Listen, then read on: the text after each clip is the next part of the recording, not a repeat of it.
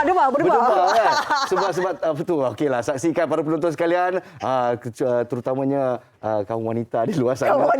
Sabar, ambil nafas dulu. Kita bersama dengan pelakon lelaki terbaik Festival Malaysia yang ke-31, Zul The Ace Arifin. Silakan. What's up, Ace? Kita siku-siku. Selamat pagi. Selamat pagi.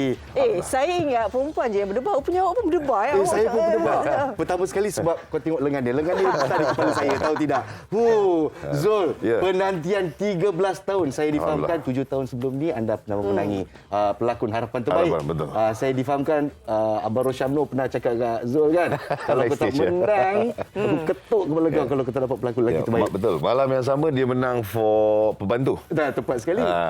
So kita jumpa dekat belakang backstage tu. Dia nak cakap kat saya lah. Saya cakap insyaAllah tengok macam mana. Baik, bila nama Zul kan diangkat, dinobatkan sebagai memenangi pelakon terbaik FFM Tim 1, memang tak jangka ke ataupun memang macam meletakkan sedikit 60% insyaAllah aku akan menang juga? Sejujurnya kita orang datang, dia orang tak announce top 5. So kita bertanding, ada 55 filem bertanding. Yang saya dapat tahu cuma sangka terlibat. Tapi tak tahu kategori apa. Tapi dekat Red Carpet, daripada segi production design dah menang, makeup semua dah menang. So it's good, dah ada 2 dah. So bila nak masuk dalam tu, so kita compete dengan 55 filem, bukan nak kata harapan. Hopefully we get something lah. We get something. We can only hope, itu je. But Alhamdulillah, saya, Remy dekat sebelah saya kiri, Kabir kat belah kanan, and tiga-tiga sekali dapat. So tiga-tiga dapat, so kat backstage memorable. Sangat memorable. Jadi saya difahamkan sebelum datang ke Festival Filem Malaysia tu, Zul Arifin sebenarnya datang dari hospital 3 hari dekat hospital. Apa cerita ni? Saya high blood pressure. 3 hari saya cakap. High blood pressure, saya sendiri yang pergi dekat hospital. Saya cakap, look, maybe I should just stay lah. Nanti dia orang stabilize and everything semua. Lepas tu, saya dah beritahu doktor dah. Cakap, look, I need to go to FFM. So you need to release me. Doktor pun, okay, pergi. Okay. And then saya, malam tu, tengah hari saya keluar, malam tu saya terus pergi. So, bila saya bawa balik tu, jadi macam dapat ubat lah. Dapat ubat baru. Kurang sikit blood pressure. Alhamdulillah. Tadi, sebelum pagi tadi kita berborak. Cepat Nas kata, sangka. Dia kata, dia tengok filem Sangka menitis air mata. Jangan cakap dia mana lah. Maknanya dia kata, ya ke? Zul Arifin dia memang... Tak, Faria, you kena faham tau. Watak Zul Arifin sebagai anti-hero. Dia ni suka main anti-hero.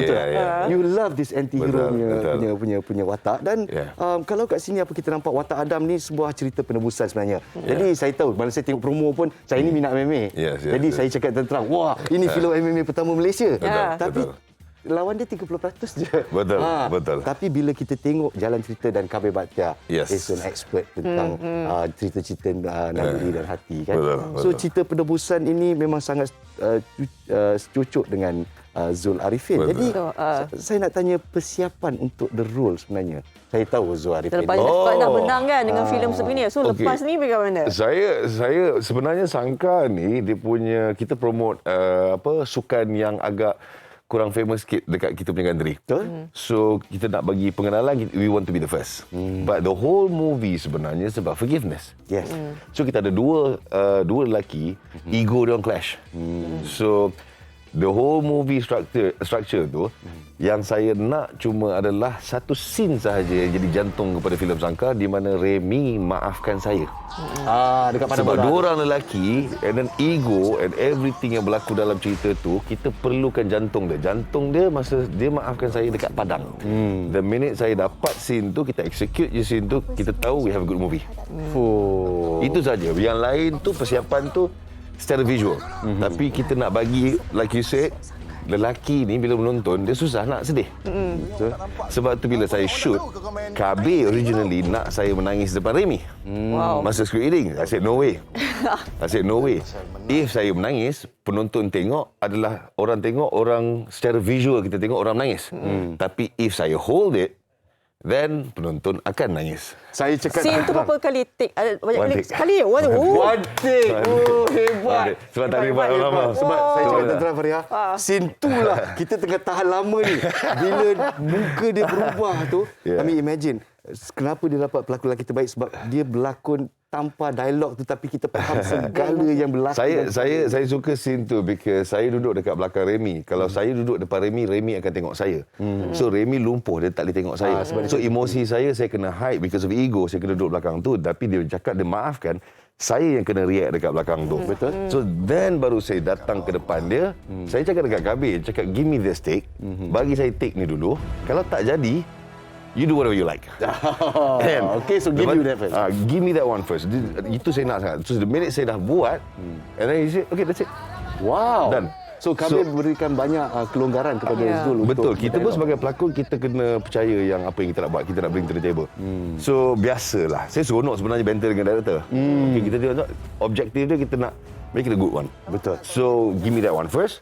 Kalau tak jadi, lepas tu you direct. Dan sekali. Kalau kita tengok dalam filem ni Farhan, ada di antara line-line lawak, sebab kita tengok Zul Arifin gagah perkasa kan. Tapi tiba-tiba keluar line lawak tu, saya dengar yang line-line tu semua Zul sendiri yang bawakan kan. Ellie. So you ada talent juga ni. I can just imagine Kabir kan, dia dengan Telo dia kan. Why you ad-libbing my lines? Why you do it properly? Kita tak nak, kita kena improvise selalu. So kita tengok keselesaan orang. Kita tak nak scene every screenplay tu dia memihak kepada siapa. Kalau memihak kepada saya, I'll take it. So memihak kepada Remy, I'll keep quiet and just tak apalah, take it. So kita sebagai pelakon, there's no such thing kita nak overshadow orang, kita nak itu, kita nak ini, kita collaborate sama-sama. So kita collaborate sekali and then dapat good result. Jadilah. Alhamdulillah.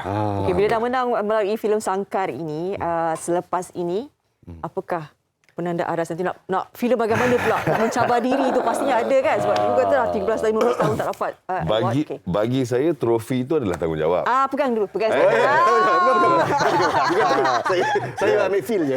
Trofi ini adalah tanggungjawab saya dalam industri. Saya kena do more. Sebab penonton nak tengok saya to be more produktif, dan juga trofi ini saya harap menjadi inspirasi kepada semua golongan muda yang all the newbies ataupun dan juga senior-senior saya yang don't quit and then you just keep up the good work, be more productive. At the end of the day, kita lah industri. Yang duduk dalam tu, kita lah industri. So, we have to be more productive. And lagi satu lagi, saya kena congratulate Media Prima menang 8 trofi ni. Itu dia. Media Prima menang 8 trofi ni. So, congratulations. Well done. Jadi kat sini, Zul pun dah kata, it's harder to stay at the top than to just reach the top. Betul. Jadi, buat masa sekarang ni, kita ada banyak isu yang melanda industri perfilman kita lah. Betul. Antaranya adalah kita sedang handle pasca COVID-19. Betul. But more importantly, certain rules yang kita dengar dan mungkin tak sedap telinga untuk artis-artis, di mana kita perlukan 1 juta followers untuk menjadi pelakon. Jadi sebagai pemenang pelakon lelaki terbaik, apa komen anda? Look, sekarang ni 1 juta followers, macam saya cakap, hanya beberapa, saya rasa ada tak sampai 3 yang 1% je lah kena. yang bercakap mengenai perlukan benda tu. And then benda tu datang daripada producer. So, dia tak adil kepada producer-producer yang lain, yang producer lain cakap, kita tak cakap benda tu. That's right. Exactly, right? Okay. So, benda ni datang daripada producer, not broadcaster. So, benda tu menjadi satu macam dia spark tiba-tiba benda yang tak perlu kita bincangkan sebenarnya. Itu social media. Everybody can be famous dekat social media, but at the end of the day, dia punya kerja dia adalah dekat set more than 12 hours, long hours, every day for few months, and then kita nak sajikan ke penonton. Orang perlu experience that one first. And then we don't need to hear, saya cakap benda ni agak berani punya statement lah. If 1 juta followers, banyak juga, even orang yang bercakap pun ada experience, hire orang lebih daripada 1 juta followers, what can't sell the movie? Can't promote. So at the end of the day, saya daripada dulu lagi, kita tahu bila kita sign projek tu, kerja tak habis. Kita ada pre-production, kita shoot, post-production, a year later, marketing. So we need to pergi keluar sana and get the crowd. So panjang pekerjaan dia tu. Dia tak habis kaset je. Sekarang ni Zul tengah buat apa sekarang? Perkembangan? Now saya tengah shoot series for TV3, Slot Samarinda. Okey. Pastinya peminat-peminat Zul Arifin juga mungkin ucapan istimewa buat mereka kan yang menyokong Zul sepanjang Alhamdulillah. dalam bidang seni. Saya sangat happy sebenarnya trofi ni. Diorang lagi happy. Diorang lagi happy. So at least adanya trofi ni saya boleh hopefully bantu and I can do more. Like I said, 2022 I'm coming back, more to come. Saya selalu cakap itu, more to come insya-Allah. So tugas saya untuk menghiburkan semua penonton di rumah melalui produk-produk ataupun hasil lakonan saya insya-Allah. Insya-Allah movie yang saya betul-betul nak tengok Zul nanti datang adalah Juang. Wah. Yes. That one should be a watcher, that's for sure. Sekali lagi tahniah diucapkan kepada Zul, the Ace Arifin. Dan juga tim Sangkar jugalah kan. Remy Yes. Ishak dengan memenangi pelakon pembantu lelaki terbaik dengan Kebibahatian pengarah terbaik. Tata Rias Kak Ella Sandra tu. Tata Rias pun lagi satu. Susahnya nak dapat make up yang ikut konti yang kata. Kan. Baik, alhamdulillah. Terima kasih kita beri khas ketiga ya Fariha. Awak kata perlahan Baik. kecil